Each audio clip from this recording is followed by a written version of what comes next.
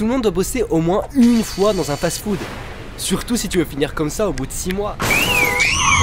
Tout ce que t'apprends là-bas, c'est que la vie est une chienne et que t'étais mieux à manger tes pâtes horribles plutôt que de te détruire le mental pour un taf mal payé. Perso, j'ai bossé dans un fast-food pendant presque 1 an. Je suis bien obligé, YouTube ça paye pas encore et c'était le plus simple des tafs à avoir rapidement. Parce qu'entre nous, servir des frites et vider les poubelles, bah c'est à la portée de tous. Enfin, je crois. Sauf qu'avant de poster dans ton McDo du coin, tu dois avoir un CV béton. Moi, j'avais déjà bossé dans une association en tant qu'homme de ménage, donc j'ai noté garantir la propreté et l'hygiène irréprochable des espaces sanitaires communs tout en appliquant rigoureusement les protocoles d'entretien.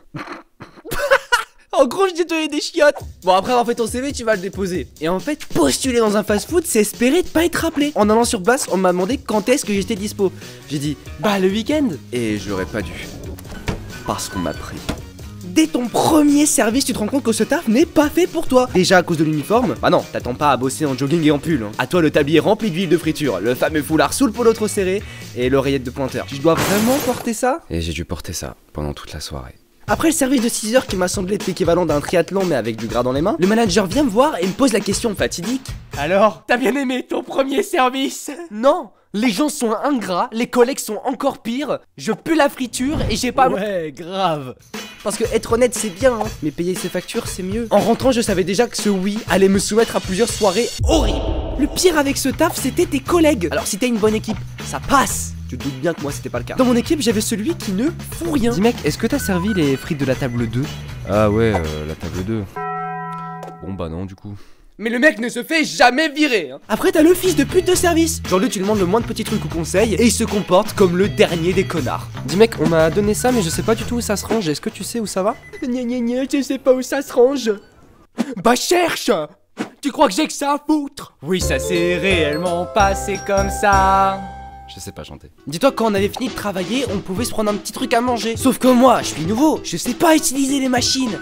Excuse-moi, tu sais comment on allume la machine pour faire les pâtes? Les pâtes, je vais te les foutre dans le cul. Ça encore, c'était rien. T'avais beau bien faire ton travail, tu te faisais comme hurler dessus par le patron dans ta petite oreillette. Donc toi, t'es là, tu dois en même temps écouter la commande d'un enfant qui pleure pour sa glace, servir tes boissons et écouter un dégénéré qui te hurle que tu seras viré si tu sers pas les frites de la table 2. Ça commence à être long pour des frites, hein. En fait, que tu sois nouveau ou pas, tu te faisais quand même bully. Et encore, moi ça allait, parce que je suis un mec. Les filles là-bas se faisaient constamment vanner de manière hyper lourde. J'avais beau leur faire une réflexion, ça changeait rien. Alors au lieu de m'épuiser à vouloir changer un système qui marche pas, bah je faisais autre chose. Je me foutais de mes collègues avec elles. Est-ce que c'était la meilleure solution? Non. Mais au moins ça allégeait la soirée en la rendant plus supportable. Et oui, je dis bien plus supportable. Parce que ranger des plateaux dégueulasses pendant 6 heures, ça va 5 minutes, hein. T'imagines pas comment les gens sont irrespectueux là-dessus. En fin de soirée, c'est moi qui devais vider les poubelles de la salle.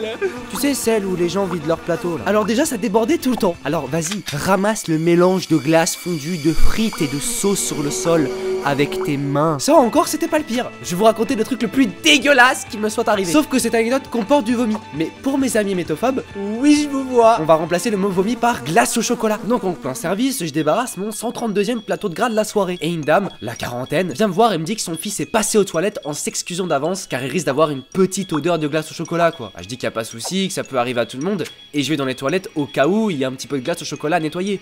Mais là, de la glace partout. Sur le mur, sur le lavabo, sur les toilettes, et la cerise sur le gâteau, sur le plafond. Sérieux, au plafond. Je veux bien tout entendre, mais là ça défie carrément les lois de la gravité. Ça relève carrément du mystère même. Du coup j'ai fermé la porte et oublié l'existence de ces toilettes.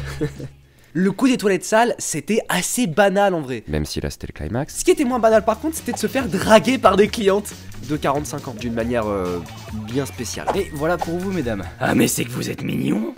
Je comptais pas prendre de dessert, mais on pourrait aller aux toilettes ensemble. Toi t'es là, tu restes planté avec tes coca, petit sourire nerveux parce que tu sais pas trop si tu dois rire, fuir ou demander une augmentation pour compensation morale. Du coup, j'ai dit non là vous voulez pas aller aux toilettes, il y a de la glace partout. Après tu te doutes bien qu'à des heures comme celle-ci tu vas pas tomber sur les petites familles casu qui vont manger un petit burger le week-end. Non, bosser de 18 à 2h du matin c'est la période où tu rencontres les gens les plus spéciaux du genre humain. Entre les mecs bourrés qui sortent de soirée, les couples qui se disputent et le mec solitaire un peu chelou qui te fixe pendant que tu nettoies les tables, c'est une vraie galerie de personnages. Mais c'est qui fait ça bien hein. Mais encore heureux que je fais ça bien, le manager il m'a montré comment le faire au moins 20 fois de suite. Alors regarde, tu prends les saletés et... hop, dans ta main. Frérot, je sais laver une table. Les trucs simples comme ça, ou servir une boule de glace, t'inquiète pas qu'il était là pour te montrer comment faire. Par contre, quand ça allait porter sur quelque chose de plus compliqué, t'étais tout seul mon frérot. Ah bah tiens Stan, nickel. Va me faire 3 milkshakes vite fait là. Ouais, ça marche. Juste, comment est-ce qu'on fait un milkshake?